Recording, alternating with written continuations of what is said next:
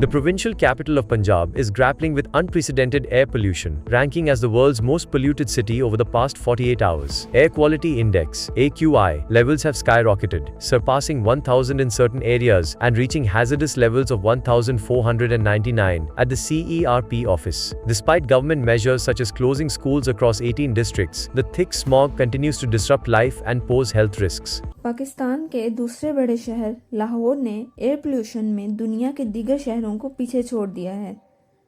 حالیہ دنوں میں لاہور کی ہوا میں آلودگی انتہائی سطح پر پہنچ گئی ہے اور یہ مسئلہ دن بدن شدید ہوتا جا رہا ہے۔ لاہور میں ہوا کی آلودگی اتنی بڑھ چکی ہے کہ لوگوں کے لیے سانس لینا مشکل ہو رہا ہے، جس کے باعث ہسپتالوں میں سانس کی بیماریوں اور دمے کے مریضوں کی تعداد دگنی ہو چکی ہے۔ بچوں میں کھانسی، آنکھوں میں جلن، نزلہ، زکام اور الرجی کے مسائل بڑھتے جا رہے ہیں، جس کی وجہ سے حکومت نے پرائمری اسکولوں کو ایک ہفتے کے لیے بند کر دیا ہے اور 50% دفتر کے ملازمین کو گھر سے کام کرنے کی اجازت دی ہے، جسے گرین لاک ڈاؤن کہا جاتا ہے۔ ہم نے اس قدرتی وارننگ کو ہمیشہ نظر انداز کیا۔ کبھی ہم اس کا الزام بھارت پر ڈال دیتے ہیں کہ وہاں دیوالی کے موقع پر کسان فصلیں جلاتے ہیں، جس کی وجہ سے یہ آلودگی جہاں تک پہنچ جاتی ہے، تو کبھی دھواں چھوڑنے والی گاڑیوں کو الزام دیتے ہیں۔ یہ دونوں وجوہات کسی حد تک سچ ہیں، مگر پوری حقیقت نہیں ہیں۔ سچ یہ ہے کہ ہم نے اس مسئلے کو کبھی سنجیدگی سے لیتے ہوئے بروقت منصوبہ بندی اور سدباب کی کوشش نہیں کی، اور اس کا نتیجہ آج ہم اس شکل میں دیکھ رہے ہیں کہ لاہور کی ہوا آلودگی اور زہریلی گیسوں کے امتزاج سے بھر چکی ہے، خاص طور پر صبح 11 سے شام 5:30 بجے تک۔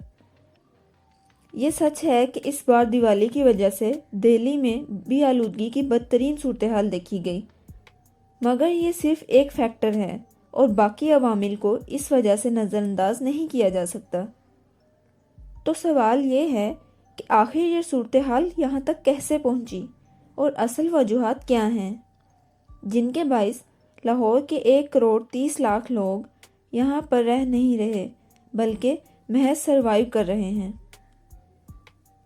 پچھلے اتوار کو لاہور کا ایئر کوالٹی انڈیکس، جو ہوا میں آلودگی کو ماپتا ہے، 1000 کو عبور کر گیا تھا، جو کہ ایک خطرناک سطح ہے۔ ورلڈ ہیلتھ آرگنائزیشن کے مطابق 300 کا انڈیکس بھی خطرناک سمجھا جاتا ہے، جبکہ لاہور میں یہ سطح 250 گنا بڑھ چکی ہے۔ ماہرین کے مطابق اس کی بڑی وجہ بھارت اور پاکستان کے پنجاب بارڈر پر فصلیں جلانے کا عمل ہے، جس کا زہریلا دھواں ہوا کے ذریعے لاہور میں داخل ہوتا ہے۔ اس مسئلے کا حل بھارت پر ڈالا جاتا ہے کہ بھارت کے ساتھ بات چیت بہت ضروری ہے، مگر دونوں ممالک کے تعلقات بہتر نہ ہونے کی وجہ سے اس معاملے پر سنجیدہ بات چیت ممکن نہیں ہو سکی۔ لاہور میں گاڑیوں کی تعداد میں مسلسل اضافہ بھی ایک بڑی وجہ ہے۔ اگرچہ دنیا کے دیگر ممالک میں بھی پیٹرول اور ڈیزل کی گاڑیاں استعمال ہوتی ہیں، مگر لاہور میں پبلک ٹرانسپورٹ کا استعمال کم ہوتا جا رہا ہے۔ اندازے کے مطابق شہر میں 45 لاکھ کے قریب موٹر سائیکل اور 3 ملین کے قریب گاڑیاں ہیں۔ اگر آدھی عوام بھی پبلک ٹرانسپورٹ کا استعمال شروع کر دے تو گاڑیوں کی آلودگی کو کم کیا جا سکتا ہے۔ پاکستان میں استعمال ہونے والے پیٹرول اور ڈیزل کی کوالٹی بھی انتہائی ناقص ہے، جس کی وجہ سے گاڑیاں زیادہ دھواں اور ویسٹ پیدا کرتی ہیں۔ یہ دھواں، جو کہ سلفر سے بھی بھرپور ہوتا ہے، ماحول میں شامل ہو کر آلودگی کو بڑھاتا ہے۔ لاہور میں بڑھتی ہوئی تعمیرات بھی ایک اہم وجہ ہے۔ جہاں پہلے سبزہ اور ہریالی تھی، وہاں اب انڈر پاسز، ہائی ویز اور سڑکیں بنائی جا رہی ہیں، جس کی وجہ سے ہوا میں آلودگی بڑھتی جا رہی ہے۔ ان میگا پروجیکٹس میں حکومت کے وزیروں کی ہاؤسنگ سوسائٹیز بھی شامل ہیں، جن پر روک ٹوک ممکن نہیں ہوتی۔ اس کے علاوہ بڑی بڑی فیکٹریوں کا ویسٹ بھی ماحول کو زہریلا بنا رہا ہے۔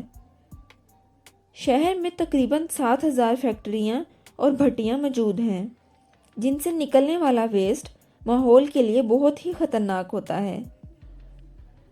یہ ایک ایسا مسئلہ ہے جسے میڈیا بھی اجاگر نہیں کرتا۔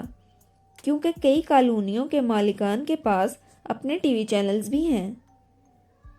صرف تعمیرات ہی نہیں بلکہ گرین ہاؤس گیسز کا اخراج بھی آلودگی کو بڑھا رہا ہے۔